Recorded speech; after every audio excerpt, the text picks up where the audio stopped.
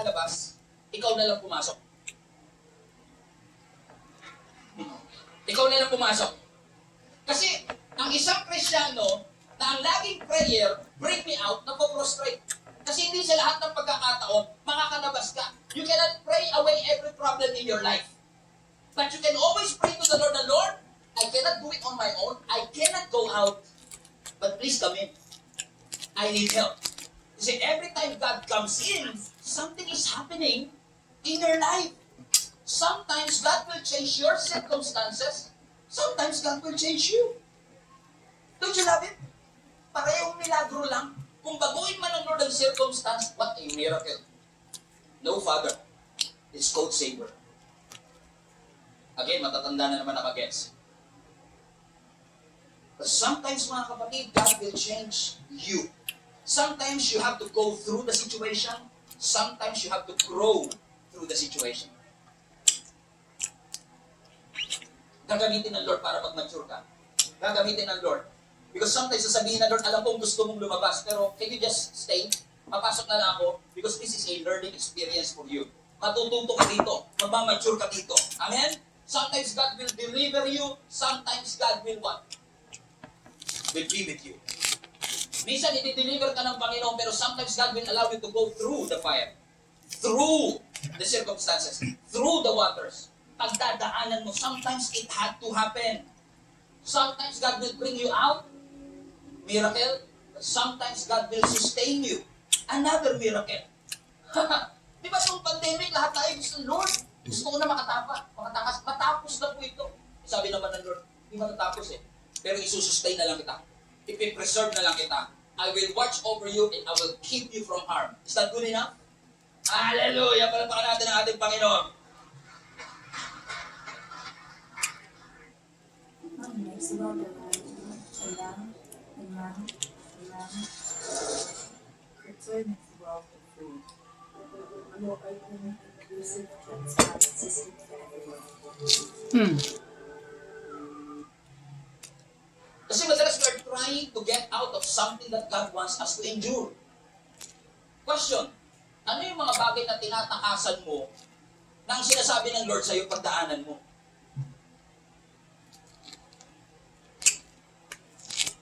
Bakit nga ba hardwired tayo sa ganun, ano? Pag may problema, Lord, itakas mo ko.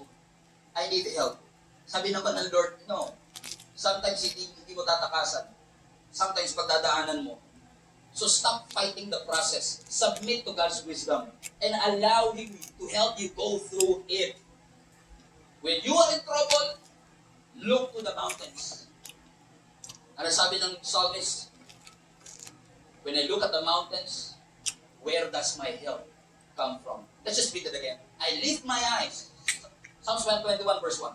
I lift up my eyes to the mountains. Look at this. Where does my help come from? I must admit to you something. Nung bata po ako, nami-misread ko to. Because I've been hearing this a lot sa maraming mga pastors and preachings.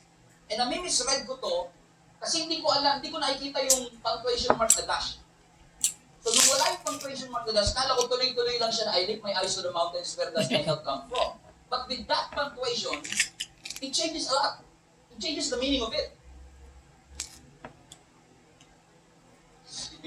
So look at this. Ang sabi niya, I lift up my eyes to the mountains, where does my help come from? So imagine you are David. You are ascending, umaakyat ka. And you are singing this song together with other big pilgrims. Kumakanta kayo. I lift my eyes to the heavens. Hindi ganyan ang tono, walang tono sa Bible. Just so you know. Okay? Ang sabi niya, where does my help come from? Now, when you look to the mountains, you are fixing your eyes to the future, to God's design, to God's solution, to God's promise. But watch this. Pagdating niya sa second stanza, nagbago yung focus niya. Listen.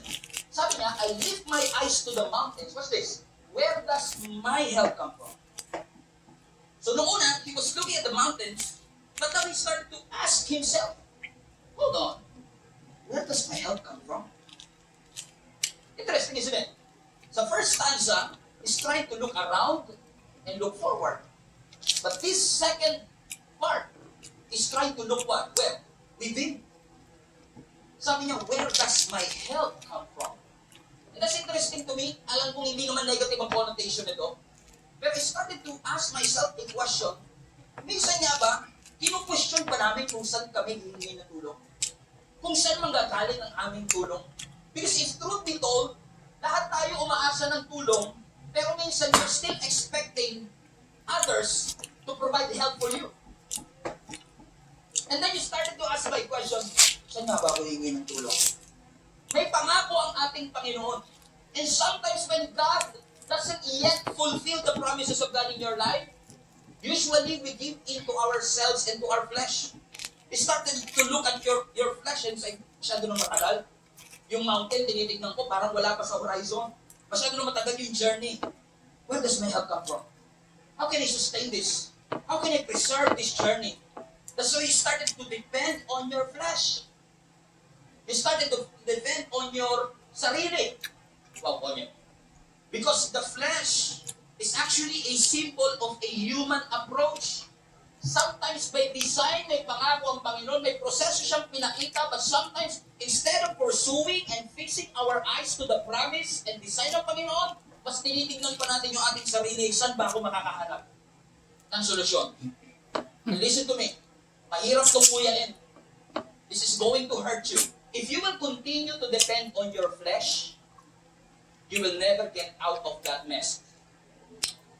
Never. You will never get out of that mess hanggat kaya mo at hanggat nagtitiwala ka sa sarili mong laman, sa sarili mong talino, sa sarili mong experiences, sa sarili mong tulong. Kasi the flesh and the spirit cannot operate together. You have to choose. Are you going to operate in the flesh, look at yourself, or you are going to fix your eyes to Jesus, the author and the finisher of your faith? Nagtatrabaho ko sa corporate, madalas ko marinig sa mga ka-office mate ko before, God helps those who help themselves. Narinig yun yung phrase na yun? Natutulungan ka lang ng Panginoon pag tinutulungan mo rin ang iyong sarili. Well, somehow, at some point, I believe that. Pero when I started to read the scripture, parang palabo ng palabo yung statement na yun because hindi naman gusto ng Diyos maging tamad ka. Gusto ng Diyos maging obedient ka. Gusto ng Lord maging submissive ka. Pero basahin natin ang scripture. Ano ang sinasabi ng Bible lagi? If you are helpless, He is your helper. If you are in need, He is your answer. So God is not just helping those who help themselves. He is helping also those who cannot help themselves. Kahit hindi mo kayang tulungan ang iyong sarili, at pag tinignan mo ang sarili mo, where does my help come from? Wala ka rin maibuga. Wala ka rin maibigay. Pero salamat, meron pa rin tayong Diyos na pwede nating pagbalingan. Sa mga panahong hindi ka kayang iligtas ng attorney mo, si Lord ang nagligtas sa iyo. Sa mga panahong